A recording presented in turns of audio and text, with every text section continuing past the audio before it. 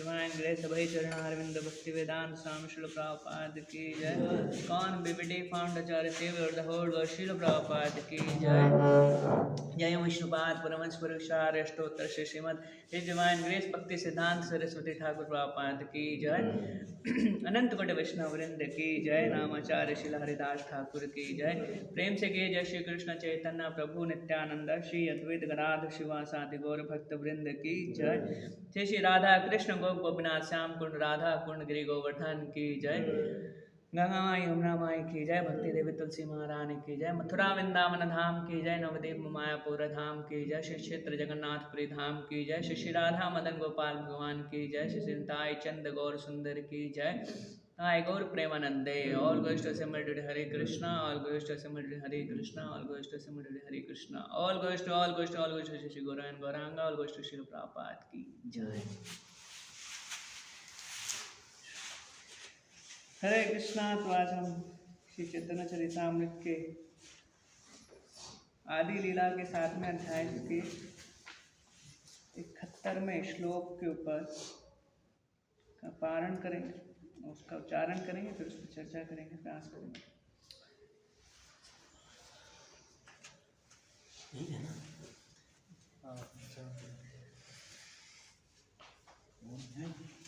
प्रभु कहे सुना श्रीपाद इहर कारण, प्रभु कहे श्रीपाद इहर कारण, प्रभु कहे सुना श्रीपाद इहर कारण, मुख देखी करिला शासन, मुख देखी करिला शासन, प्रभु कहे सुनो श्रीपाद इहर कारण, प्रभु कहे सुनो श्रीपाद इहर कारण, गुरु मुख देखी करेला शासन, गुरु मुख देखी करेला शासन।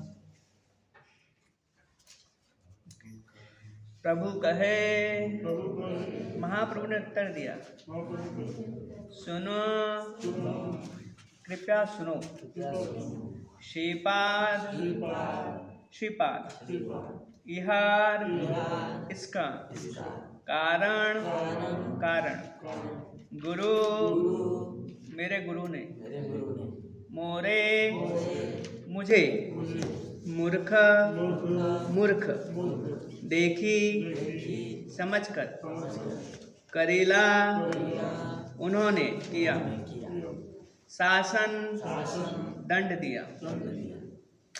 अनुवाद तात्पर्य इस डिवाइन ग्रेस सभा चरणारविंद भक्तिवेदांत स्वामी श्री प्रभुपाद की जय। अनुवाद।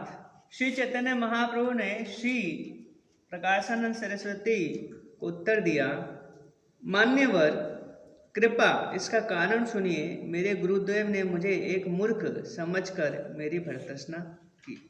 तात्पर्य। जब प्रकाशानंद सरस्वती ने श्री चैतन्य महाप्रभु से पूछा कि उन्होंने क्यों ना तो वेदांत अध्ययन किया ना अध्ययन किया, तो श्री चैतन्य ने अपने आप को पहले दर्जे के मूर्ख के रूप में प्रस्तुत किया, क्योंकि वह यह सूचित करना चाहते थे कि धूर्त तथा मूर्खों के इस वर्तमान युग कलयुग में वेदांत दर्शन का अध्ययन करने तथा ध्यान करने की पूर्णता प्राप्त नहीं की जा सकती। शास्त्रों की दृढ़ता पूर्वक संस्तुति है, हरेर नाम हरेर नामेव केवलम, कलो नास्तेव नास्तेव नास्तेव गतिरन्यथा। इस कलह और दिखावे के युग में उद्धार का एकमात्र साधन है भगवान नाम का कीर्तन। इसके अतिरिक्त अन्य कोई साधन नहीं है, अन्य कोई साधन नहीं है, अन्य कोई साधन नहीं है। कलयुग में साधारण लोग इतने पतित हो जाते हैं कि उनके लिए केवल वेदांत सूत्र का अध्ययन करके पूर्णता प्राप्त करना संभव नहीं। इसलिए मनुष्य को सच्चे मन से निरंतर भगवान नाम कीर्तन करते रहना चाहिए। ओम ज्ञानतिमिरान्धस्य ज्ञानाञ्जनशलाकया चक्षुरुन्मीलितं येन तस्मै श्रीगुरुवे नमः। श्रीचैतन्यमनोभीष्टं स्थापितं येन भूतले स्वयंरूपः कदा मह्यं ददाति स्वयं पदान्तितं।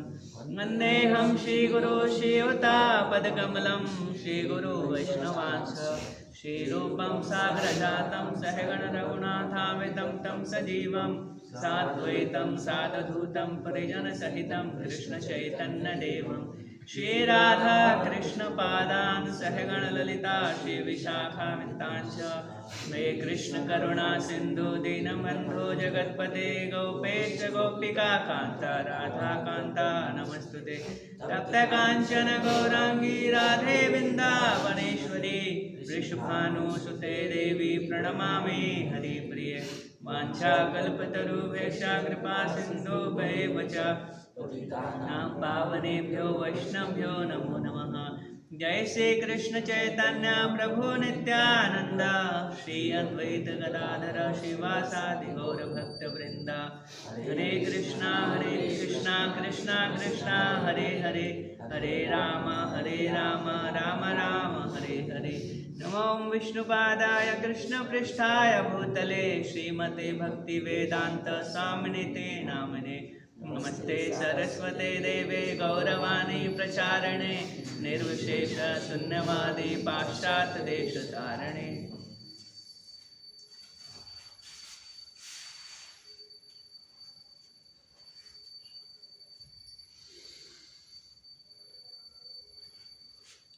हरे कृष्णा।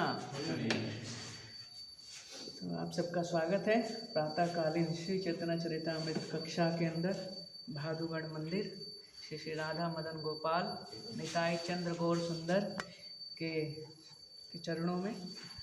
वहाँ पे तपन मिश्र और चंद्रशेखर आचार्य उनके दो पार्षद वहाँ रहते हैं, उनसे उनकी मुलाकात होती है और उन्हीं के यहाँ उनका संग महाप्रभु का संग पाकर वो सब भी आनंदित होते हैं। बट दोनों के मन में एक बड़ा दुख था। दुख इस चीज़ का था कि यहाँ पे ये जो गढ़ है, वैसे काशी भगवान शिव का स्थान है, बट यहाँ पे सबसे बड़ा गढ़ मायावादियों का है। तो उनको दुख इस चीज़ का था उनके पार्षदों को कि ये जब महाप्रभु के बारे में वहाँ के मायावादी एक बहुत ही अपशब्द कहते थे, जिससे महाप्रभु के भक्तों को बड़ा दुख होता था और किसी न किसी तरह अपने प्राण को धरे हुए थे। उनकी इच्छा नहीं थी कि ऐसे स्थान पर रहा जाए, बट फिर भी क्योंकि महाप्रभु ने उनको आज्ञा दी थी कि आप वहाँ जाइए और वहाँ रहिए, तपन मिश्र को पहले ही आज्ञा दे दी थी, तो वो आए थे यहाँ पे काशी में रहने। तो इस तरह काफ़ी चलता है। महाप्रभु से बोलते हैं कि अपने दुख को व्यक्त भी करते हैं, तो महाप्रभु को ज़्यादा उत्तर नहीं देते।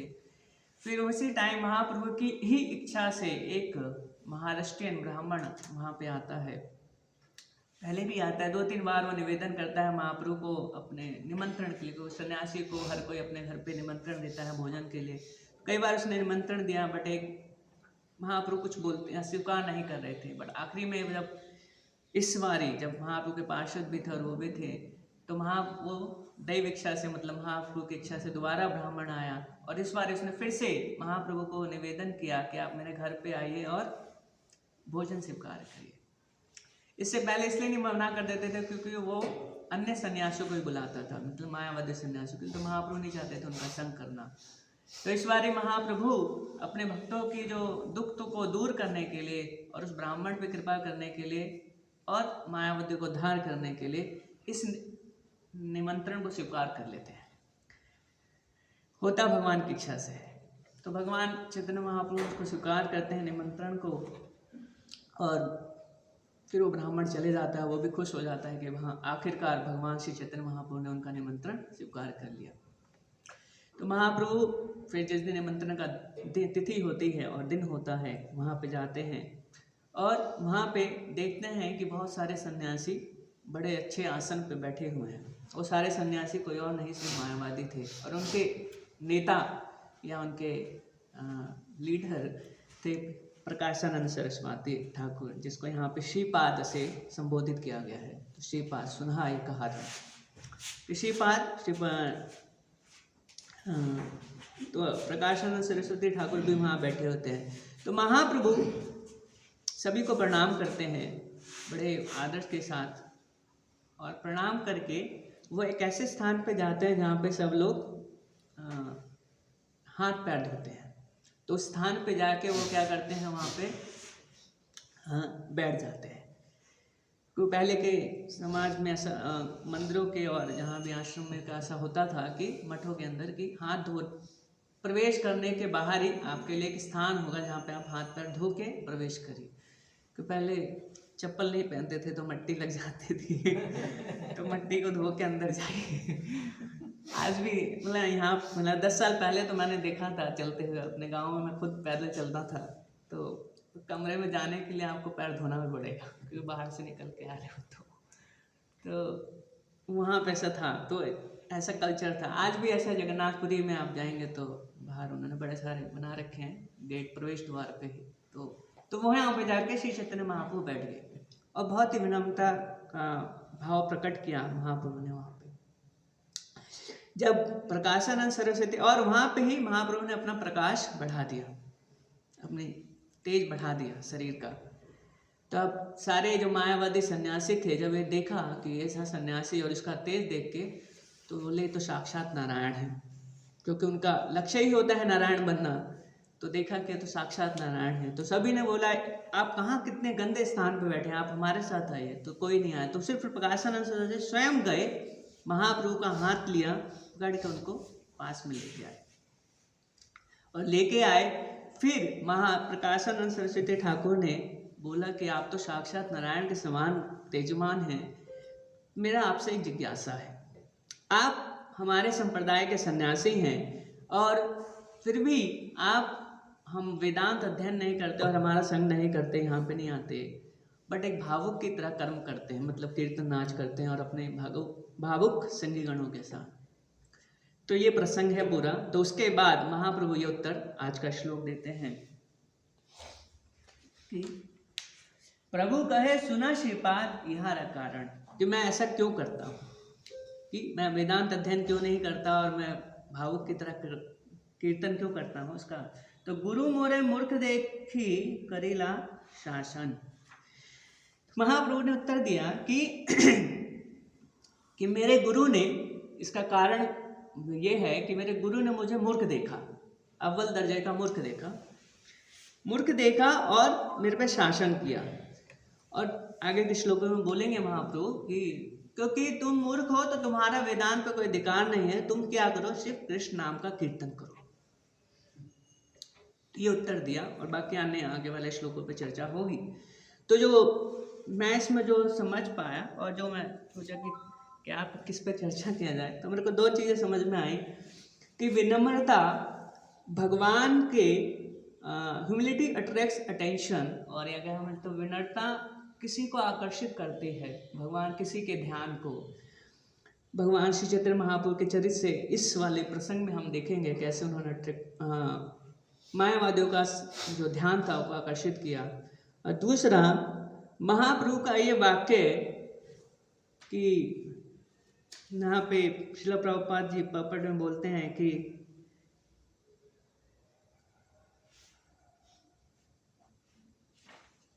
कलयुग में वेदांत दर्शन का अध्ययन करने और ध्यान करने से पूर्णता प्राप्त नहीं होती। तो जो यहाँ पे कह रहे हैं कि कुछ करने की वेद अध्ययन या शास्त्रों का अध्ययन करना जरूरी है, नहीं करना चाहिए। तो कैसे, जैसे सहजिया, जैसे तेरा आप संप्रदाय हैं, वो भी बोलते हैं क्या तुम शास्त्र पढ़ते रहते हो, इतना शास्त्रों के ऊपर चर्चा करते हो, महाप्रभु का देना है, बिल्कुल भाव में विल हो रहा हो। बड़े सारे वो तर्क देते हैं सहजियागण। तो क्या कैसे संदेह जो इस वाक्य है महाप्रभु का कि मेरे को मूर्ख देखा, तो इसका मतलब हमें शास्त्रों को पढ़ना चाहिए कि नहीं चाहिए, उसको समझने का प्रयास करना चाहिए कि नहीं करना चाहिए, इस पे थोड़ा सा चर्चा करने का प्रयास करेंगे। लास्ट हरि नाम पे कि महाप्रभु ने बोला कि इस कलयुग में एक ही साधन है उन्नति का और जीवन के लक्ष्य को प्राप्त करने का, वह है हरे कृष्ण महामंत्र का कीर्तन। तो जो विनम्रता है जो भगवान के ध्यान को आकर्षित करती है, तो जैसे इस प्रसंग में भी हम देख रहे हैं कि श्री चैतन्य महाप्रभु जब आए तो बहुत ही विनम्रता से मायावादी सन्यासियों को प्रणाम किया। उस स्थान पे पहुंच के सन्यास स्थान उस आश्रम में है, तो महाप्रभु ने उस आश्रम का आदर करते हुए उनको प्रणाम किया और प्रणाम करके एक ऐसे स्थान पे बैठे जहाँ पे कोई नहीं बैठता। तो उस स्थान में जाके उन्होंने अपने इस चरित्र से दिखाया, अपने व्यवहार से दिखाया कि विनम्रता कितनी जरूरी है। उसी विनम्रता के कारण प्रकाशानंद सरस्वती ठाकुर बहुत आकर्षित होकर उनको अपने साथ पास लेके आए, वहाँ से उठा के उनके हाथ पकड़ के। तो श्री चैतन्य महाप्रभु ये जो विनम्रता है जो जीवन में अनुकूल करनी चाहिए वो बहुत जरूरी है। क्योंकि श्रील रूप गोस्वामी एंड सनातन गोस्वामी जब रामकेली में महाप्रभु से पहली मुलाकात होती है, तो महाप्रभु रात्रि का समय होता है और दोनों भाई दबीर खास और साकर मलिक उनका पुराना नाम। तो उसमें वो क्या आते हैं, एक वैष्णव वेशभूषा में आते हैं और क्या करते हैं, दंत में तृण धर के विनम्रता का, पहले के समय में ऐसा वो लक्षण होता था कि कोई विनम्र है तो अपने दांतों में तृण का रख के प्रणाम करेगा। तो दोनों भाई, और बोलते हैं उस टाइम जीव गोस्वामी भी थे कई जने, बट एनीवे जो भी है, तो वो दोनों भाई आते हैं दंत में तृणा धर के महाप्रभु के चरणों में प्रणाम करते हैं, दूर से ही, पास से नहीं, और दोनों प्रणाम करते हैं। तो उस टाइम महाप्रभु के संगी गण बोलते हैं कि साकर मलिक और दबीर खास आए हुए हैं। तो महाप्रभु बोलते हैं, पास में आते, उनको पास में बुलाते हैं, पास में आके वो फिर महाप्रभु को प्रणाम करते हैं, महाप्रभु के चरणों को पकड़ के रोते हैं काफ़ी दोनों भाई। तो महाप्रभु बोलते हैं, आपका जो ये विनम्रता है इसको देख के मेरा क्या है, फाटे मोरा मन, मेरा हृदय द्रवित हो रहा है, फट रहा है। आप इसकी अपनी ये दैन्यता को छोड़िए। मतलब ये नहीं कि उनका दैन्यता एक दिखावा था, उनकी दैन्यता स्वाभाविक थी उनके व्यवहार में। तो उस दैन्यता को देख के वो बहुत, महाप्रभु का हृदय भी बहुत पसीज रहा था और एक तरह से बिल्कुल द्रवित हो रहा था। कितने विनम्र होने के, कितने बड़े व्यक्ति हैं बाह्य दृष्टि से, बट फिर, और इतने बड़े बाह्य दृष्टि में से एक राजा की पोस्ट है, विद्वत्ता में भी बहुत आगे हैं, बट फिर भी बहुत ही विनम्रता से महाप्रभु के सामने प्रस्तुत हुए। तो उस विनम्रता को देख के महाप्रभु ने बोला कि मेरा मन फट रहा है, फाटो मोरा मन, तो आप अपनी विनम्रता को वो त्यागिए, मैंने आपको स्वीकार किया। तो ये जो ह्यूमिलिटी, तो देखिए श्री चैतन्य महाप्रभु को भी अट्रैक्ट कर दिया, उनके जो पार्षदों ने अपनी विनम्रता उनको दिखाई। इसी तरह और भी बड़े पास टाइम्स हैं, जिसलिए कि साउथ इंडियन ब्राह्मण जो एक तरह से अनपढ़ था, श्रीरंगम मंदिर में गुरु के आदेश से क्या श्रीमद् भगवद गीता का अध्ययन कर रहा था, पाठ करता था। बाकी सब लोग उसको क्या करते थे, तिरस्कार करते थे, कुछ ना कुछ कमेंट पास करते रहते थे उस पर, अरे तुम एक अनपढ़ है और गीता लेके बैठा हुआ है, पढ़ कुछ रहा नहीं होगा, टाइम पास है, दिखा रहा है कि मेरे को गीता का अध्ययन करने आता है, बहुत दिखावा कर रहा है देखो। तो बहुत कमेंट मारते थे लोग उसके ऊपर। बट ये जब महाप्रभु ने देखा कि ये अपने गुरु के आदेश, कितनी विनम्रता के साथ अपने गुरु के आदेश को, कि गुरु ने आदेश दिया है कि तुम गीता पढ़ो, उसने बोला था कि मेरे को पढ़ना नहीं आता, बोले फिर भी पढ़ो। तो जब उसने गुरु के आदेश को धारण किया अपने जीवन में और उसका पालन किया, तो उसको साक्षात भगवान के दर्शन श्री चैतन्य महाप्रभु के रूप में है। श्रीरंगम मैंने श्री रंगनाथ जी, श्री रंगनाथ जी स्वयं श्री चैतन्य महाप्रभु के रूप में आए और उनको दर्शन दिया, जिसकी अभिलाषा में वो बैठा हुआ था वहाँ पे, और पूछा उससे कि आप गीता पढ़ रहे हो। तो उसको देखा कि उन्होंने कि ये ब्राह्मण जो सन्यासी हैं ये मेरे से कोई मजाक नहीं कर रहे, इसलिए सीरियसली पूछ रहे हैं। तो उन्होंने पूछा, तो फिर उसने सही सही बताया कि मेरे गुरु ने ऐसा मुझे आदेश दिया। तो श्री चैतन्य महाप्रभु ने देखा, बट आपको समझ नहीं आ रहा, तो फिर आप रो क्यों रहे हो? आप कोई गीत, सपोज आप कोई बुक पढ़ रहे हो और कोई आप समझ नहीं आ रहा, फिर भी आप एक भाव को प्रकट कर रहे हो, बड़ा विरोधाभास लगता है। कुछ समझ नहीं आ रहा है और फिर भी आप भाव को प्रकट कर रहे हो। तो उसी के साथ वो भी था। तो फिर उस ब्राह्मण ने बोला, मुझे सिर्फ ये है कि देख के ये सोच के ही ये भाव विकार उत्पन्न हो रहे हैं कि श्री कृष्ण ने, भगवान ने अपने भक्त अर्जुन के का एक सारथी बने। कई सारे वर्जन है, कोई बोलते हैं सारथी बने इसलिए है, दूसरा कोई बोलते हैं कि महाप्रभु ने भगवान कृष्ण ने अपने भक्त के लिए क्या नहीं किया उस रणभूमि में। जो भी हो, मतलब भगवान ने अपने भक्त वत्सलता का प्रदर्शन करा वहाँ पे। तो मुझे उस भगवान की भक्त वत्सलता को देख के मैं बहुत आकर्षित हूँ, बहुत ज़्यादा भाव का विकार हो, इसलिए मैं रो रहा हूँ कि भगवान इतने भक्त वत्सल हैं कि अपने भक्त के लिए कुछ भी कर सकते हैं। सूर्य को उगा सकते हैं, अस्त हो रखा है तो उसको उठा सकते हैं, और सारथी बन सकते हैं, अपने भक्त की लात खा सकते हैं, सारथी का रोल प्ले कर सकते हैं। तो इसको देख के मेरे को बड़े भाव विकार हो रहे हैं, इसलिए मैं क्रंदन कर रहा हूँ। तो महाप्रभु ने जब देखा उसकी विनम्रता और इस तरह के गुरु के आदेश का पालन करते हुए महाप्रभु से बहुत उससे प्रसन्न हुए। बट उल्टा इसके महाप्रभु प्रसन्न भी नहीं हुए जिसने विनम्रता का प्रदर्शन नहीं किया। वो थे वल्लभाचार्य। तो वल्लभाचार्य श्री महाप्रभु से वैसे बहुत ही क्लोज फ्रेंडशिप थी उनकी, और महाप्रभु एक बार प्रयाग में मिल चुके थे। बट एक बार जब वो वल्लभाचार्य जगन्नाथपुरी में गए तो इस बारी उनके अंदर एक अहंकार था, और अहंकार इस चीज़ का था कि उन्होंने बोला कि मैंने एक टीका लिखी है, और वो टीका लिखी है किस पे? भागवतम पे। भागवतम नहीं, मुझे वेदांत या सूत्र, बट भागवतम मजा भागवतम कर ले मेरे को दे। तो भागवतम पे, और बोले कि वो टीका श्रीधर स्वामी से ही बेटर है। तो महाप्रभु सुनना ही नहीं चाहते थे उनको, बोले जाइए। महाप्रभु बाबा किसी ने माने मेरे को सुनना नहीं है, तो आखिरकार किसी ना किसी तरह वो आ ही जाते हैं। महाप्रभु क्या फेस टू फेस हो ही जाता है। और जब वो महाप्रभु को ऐसा बोलते हैं कि मैंने श्रीधर स्वामी से बेटर टीका लिखी है, तो महाप्रभु बोलते हैं मैं ऐसी टीका को स्वीकार नहीं करता। तुम उस वैश्या के समान हो जो अपने पति को ही भूल जाता है, या पत्नी। तो वो उसका महाप्रभु कहना चाहते हैं भाई आपके संप्रदाय के श्रीधर स्वामी ने इतनी अच्छी टीका है, आप उसको कैसे नकार सकते हो? उससे बेटर कोई टीका लिख सकते हो? हमारा भाव होता है कि गुरु वैष्णव के अनुगत होकर कुछ किया जाता है। जैसे श्रील वैष्णव चक्र ठाकुर जी अपने वैष्णव भगवत गीता और भागवतम के टीका पे लिखते हैं, उसका अनुकूल करते हैं, मैं ये अपनी जो टीका है वैष्णव आचार्यों के अनुसार लिख रहा हूँ और भक्तों की प्रसन्नता के लिए लिख रहा हूँ। उन्होंने ऐसे वर्ड यूज नहीं करे कि मैंने इसको अपने प्रीवियस आचार्य हैं जो मेरे, उससे बेटर लिख रहा हूँ कुछ। तो हमारा है कि वैष्णव के अनुगत होके, इसलिए गोपी भरते हुए पद कमले दास दास अनुदास। तो ये वल्लभाचार्य कि उन्होंने विनम्रता का त्याग किया और महाप्रभु के अपने आप को घमंड और अहंकार के अंतर आके अपने आप को श्रेष्ठ बताने लगे श्रीधर स्वामी से। तो इसलिए महाप्रभु ने उनका दर्शन और उनको एक तरह से दंड दिया। बहुत सारे और भी बहुत सारे उससे रिलेटेड पास टाइम्स हैं, वो स्त्री का वाला। दूसरा चित्रकेतु महाराज, भागवतम दे देंगे?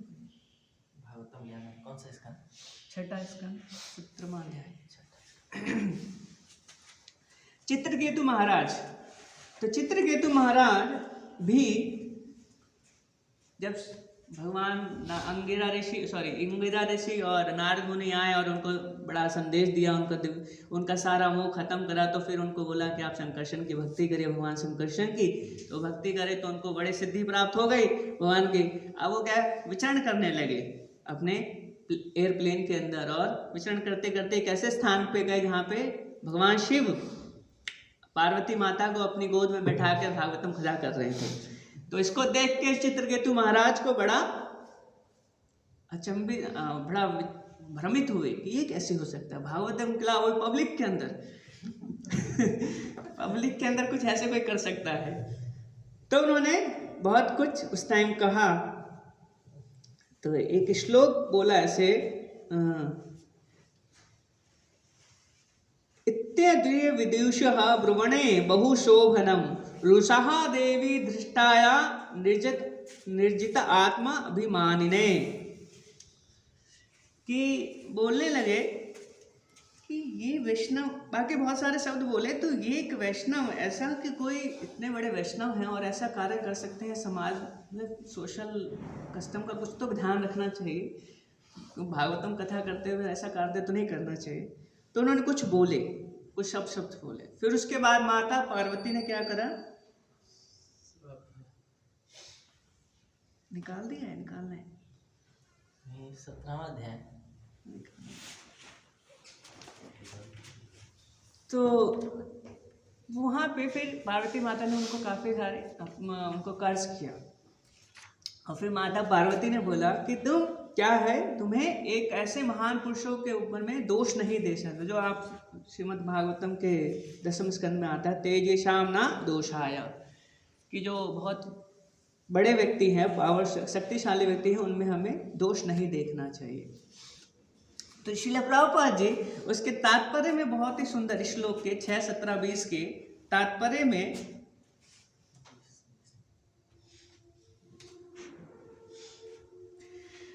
नहीं 20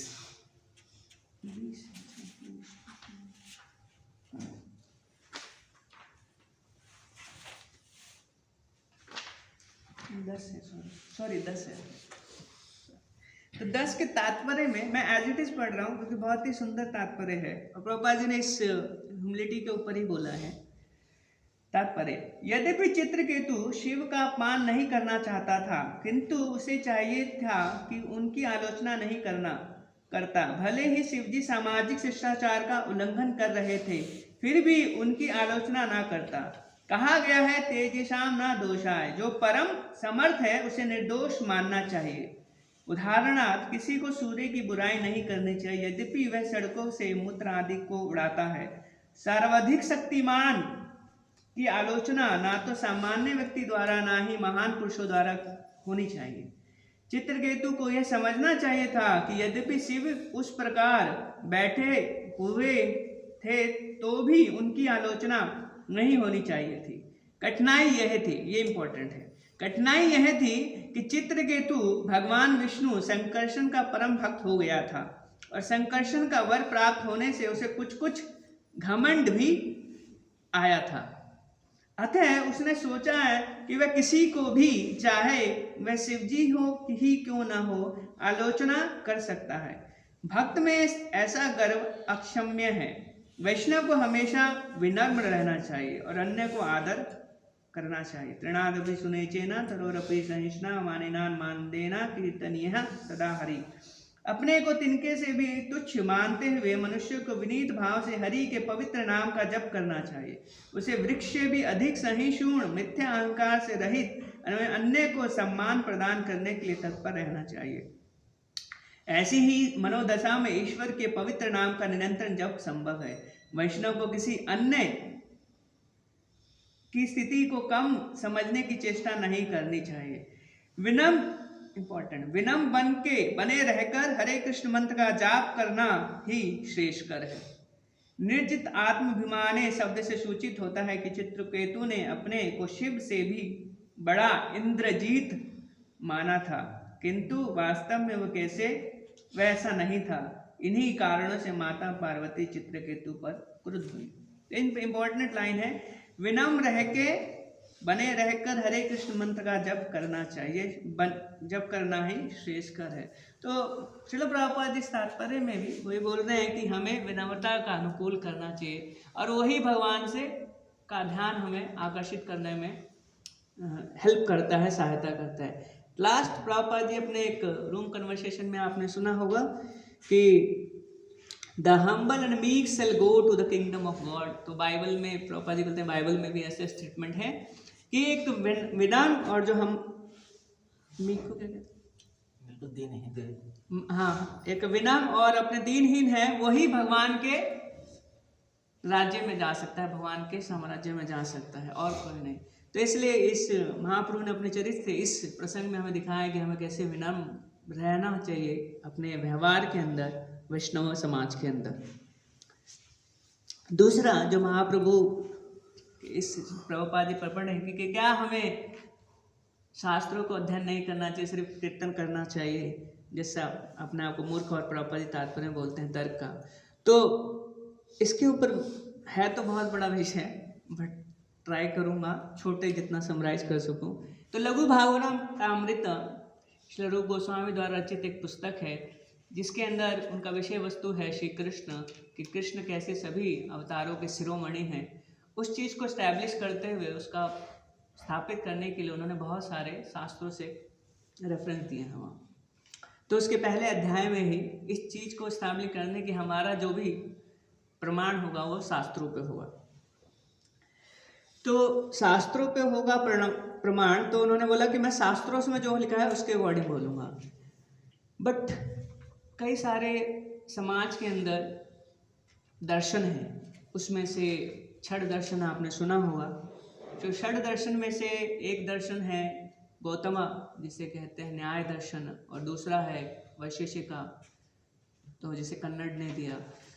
कनाडा ने दिया। तो वो दोनों दर्शन क्या कहते हैं कि आप अपने तर्क और अनुमान से भगवान को समझ सकते हो। तो श्री रूप गोस्वामी एंड श्री बलदेव विद्याभूषण उस दोनों ने नहीं उस लघु भागवतम के श्लोकों पे बताया कि इवन व्यास देव ने इसको स्वीकार नहीं किया है कि आप तर्क से भगवान को समझ सकते हो। इसलिए शास्त्र योनिवत कि शास्त्रों का से ही समझ सकते हो। और दूसरा है तर्को प्रतिष्ठात कि जो तर्क है वो परम को निर्धारित करने के लिए पर्याप्त नहीं है वहाँ। तो जब ऐसा उन्होंने बोला तो फिर उसके अब उसको डिटेल में समझाने के लिए कि कैसे क्या प्रॉब्लम है तर्क के साथ, तो वो जब बोलते हैं बड़ा सुंदर बोलते हैं। मैं हिंदी पहले इंग्लिश में पढ़ रहा हूँ। Those who try to prove God existence by logic imagine that God, though not transcendent, is infinite in size and power and endowed with eternal awareness, desire and activity. Sometime he inhabits a material body in the same way that a ghost inhabits the body of a person it haunts. When he has accomplished the purpose for which he accepted the body, he gives it up. तो कहने का मतलब है कि कुछ लोग ऐसे दार्शनिक लोग भगवान के अस्तित्व को इस तरह से समझाना चाहते हैं लॉजिक के थ्रू कि भगवान का अस्तित्व क्या है। जैसे किसी एक व्यक्ति ने एक भूत पिशाच सुना होगा, तो भूत किसी के शरीर में चले जाए तो वो उस शरीर में तब तक रहता है जब तक उसका काम ना हो जाए। तो वो कहना चाह रहे हैं कि भगवान भी ऐसा ही क्या करते हैं, शरीर में जाते हैं, काम होता है, काम छोड़ देते हैं।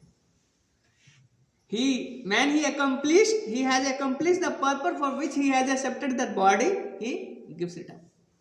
तो वो इस तरह से अनुमान लगाते हैं। But the Shastra next है, the conception of the supreme person taught by the Upanishad, however, is quite different.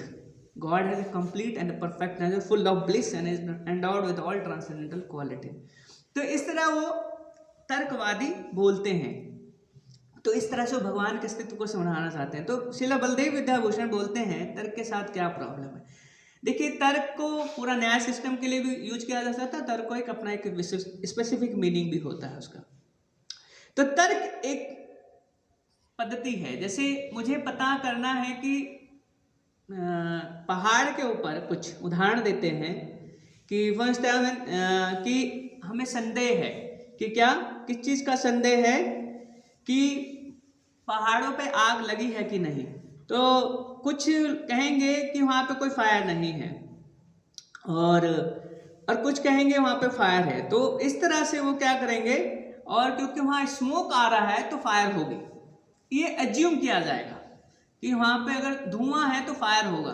तो इसके बेसिस पे कुछ चीज़ों को हटा दिया जाता है जो सही नहीं है इस तर्क के माध्यम से, और जो सही चीज़ है उस लॉजिकली उसको एक्सेप्ट किया जाता है। तो श्रील बलदेव विद्याभूषण उसमें बोलते हैं कि ये जो टेक्निक है तर्क वाली, ये कहाँ पे उपयोगी है और कहाँ ये बेकार है।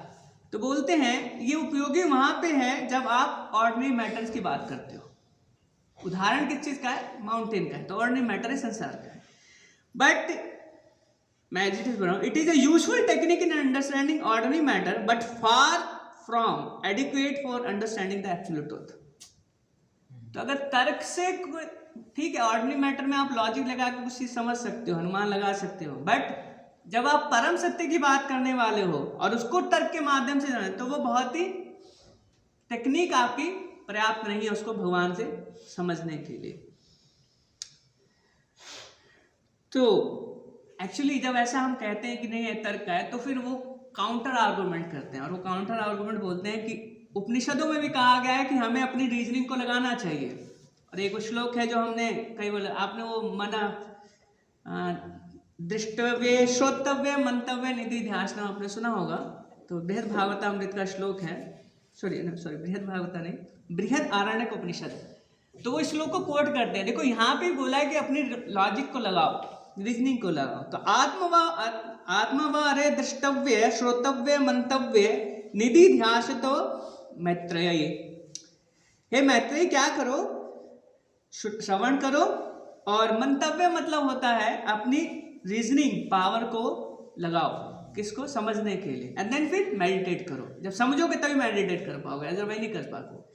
तो इस चीज को बोलते हैं। फिर इसका मतलब क्या है, जब आप तर्क को बिल्कुल ही डिनाई कर रहे हो तो इसका मतलब क्या है कि तर्क को नहीं लगना चाहिए। तो श्री बलदेव विद्याभूषण कहते हैं कि नहीं, जब ये श्लोक है तो ये अपने आप में इसको आप समझना चाहिए कि इसको तर्क को डिनाई नहीं कर रहा, बट तर्क कहाँ पे लगाना चाहिए, जो वैदिक स्टेटमेंट है, जो शास्त्रों के स्टेटमेंट हैं, उसको समझने के लिए लगाना चाहिए, उसके अर्थ को समझने के लिए, और उसका व्यवहारिक एक जीवन में क्या उपयोग है उसको समझने के लिए लगाना चाहिए, ना कि उससे कुछ स्पेकुलेशन करना चाहिए, शुष्क तर्क करना चाहिए। इसलिए महाभारत में बोलते, फिर आगे बोलते हैं बलदेव विद्याभूषण, तो बोलते हैं महाभारत से एक श्लोक और कोट करते हैं, बोलते हैं शुष्क तर्कम परित्याज्य, कि आप क्या करो, शुष्क तर्कम परित्याज्य मतलब परित्याग कर दीजिए शुष्क तर्क, ड्राई स्पेकुलेशन को छोड़ दीजिए, और क्या करिए, आश्रयस्व श्रुति स्मृति, और किसकी शेल्टर लीजिए आप, और श्रुति स्मृति की। तो ड्राई स्पेकुलेशन को गिव अप करने को कहा गया है, और शेल्टर किसकी लेने को कहा है, श्रुति और स्मृति के वाक्यों की। तो फिर कंक्लूड करते हुए एज ए श्री बलदेव विद्याभूषण कहते हैं, as a follower Shri Vyasadev we take the Vedas as a our primary authority. Next, और फिर स्टेटमेंट को कैसे वो बोलते हैं, make use of logic in understanding the Vedic conclusion, make use of logic in understanding the Vedic conclusions and avoid ungrounded speculation. ऐसा कोई speculation मत करिए जो वेदों से विपरीत हो। तो दिस है कि हमें शास्त्र, तो मेरा पॉइंट ये था कि जो महाप्रभु ये कहना चाह रहे हैं कि प्रकाशानंद सरस्वती ठाकुर को, आप सब करते हो ड्राई स्पेकुलेशन, ये सब छोड़िए, इसका परित्याग करिए, आप शास्त्रों का शेल्टर लीजिए, जो कहा जाए उसको समझने का प्रयास करिए, बट ड्राई स्पेकुलेशन ऐसे स्पेकुलेट मत करिए जो कि उसके अगेंस्ट है वैदिक स्टेटमेंट्स के। सो महाप्रभु उस चीज को हाईलाइट इंडिकेट करना चाह रहे हैं, वो सब छोड़िए, शास्त्रों का एज इट इज आप करिए। जैसे वेदांत सूत्र ने जो बोला है शास्त्र योनिवत, उसको स्वीकार कर लीजिए।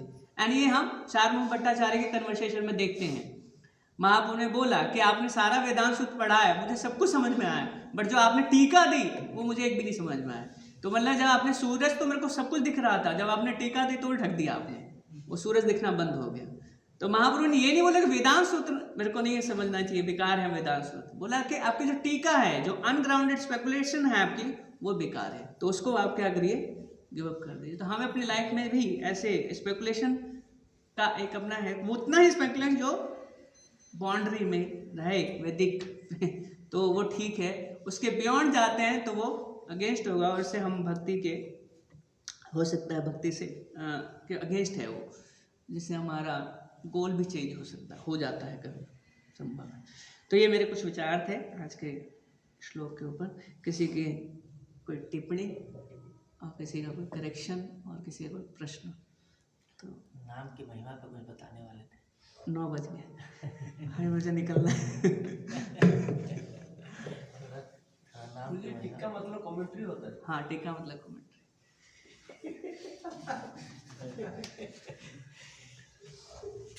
चलो प्रपात की जय, साईं गौर प्रेमानंद।